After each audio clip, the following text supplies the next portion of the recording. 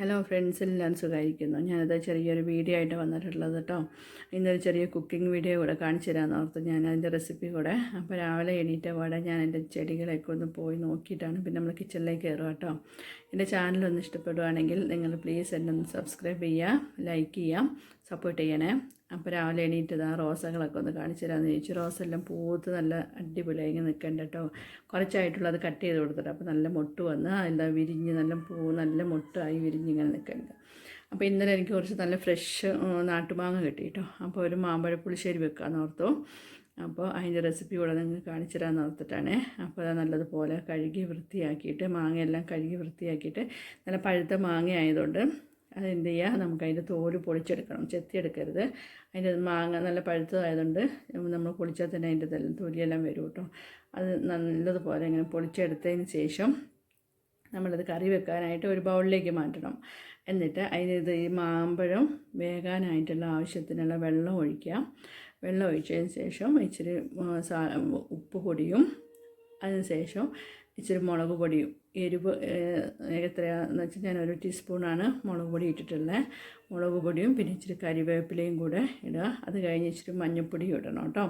പിന്നെ ചിലവർക്ക് മല്ലിപ്പൊടീൻ്റെ ചുവ ഇഷ്ടമാവില്ല, നമ്മളൊരു നുള്ളു മല്ലിപ്പൊടിയും കൂടെ ആഡ് ചെയ്യണ്ട കേട്ടോ. ചിലവർക്ക് അതിൻ്റെ ഒരു ചുവ ഇഷ്ടമില്ലാത്തവർ ഇടില്ല. ഞാനത് ഒരു നുള്ളു മല്ലിപ്പൊടിയും കൂടെ ആഡ് ചെയ്തിട്ടുണ്ട്. അതിന് ശേഷം അത് അടുപ്പത്തേക്ക് വേകാനായിട്ട് വെക്കുമ്പോഴത്തേക്കും അത് വെന്ത് വരുമ്പോഴത്തേക്കും നമുക്ക് അതിനുള്ള അരപ്പ് ചേർക്കാം. അരപ്പിന് ഒരു ഇച്ചിരി തേങ്ങയും ചെറിയ ജീരകവും വെളുത്തുള്ളിയും കുഞ്ഞുള്ളിയും കൂടെ നമ്മൾ നല്ല മിക്സിയിലിട്ട് നല്ല പേസ്റ്റ് പോലെ അരച്ചെടുക്കണം. അപ്പോഴത്തേനും നമ്മൾ വെന്ത് തിളച്ച് വരുന്ന ഈ മാങ്ങ ഉണ്ടല്ലോ, മാങ്ങക്കറിയിലേക്ക് നമ്മൾ ഈ അരപ്പിടുക.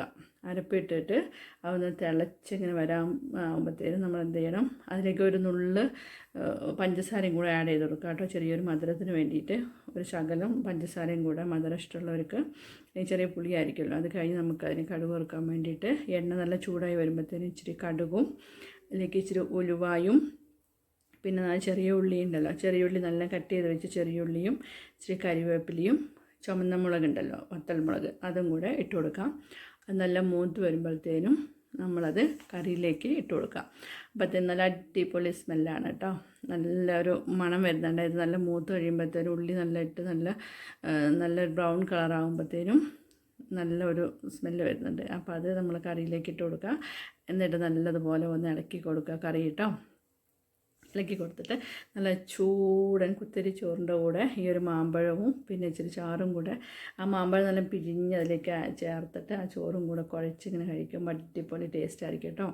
അപ്പോൾ ഉച്ചയ്ക്ക് മോനും അമ്മുക്കുട്ടിക്കും ചേട്ടായിക്കും ചോറ് കൊണ്ടുപോകണം. അപ്പോൾ അതിന് വേണ്ടിയിട്ട് നമ്മളത് രാവിലെ തന്നെ കറി റെഡിയായി. പിന്നെ പയർ തോരൻ, നമ്മളെ വീട്ടിലുണ്ടായ അടിപൊളി പയർ തോരനും കൂടെ റെഡിയായി.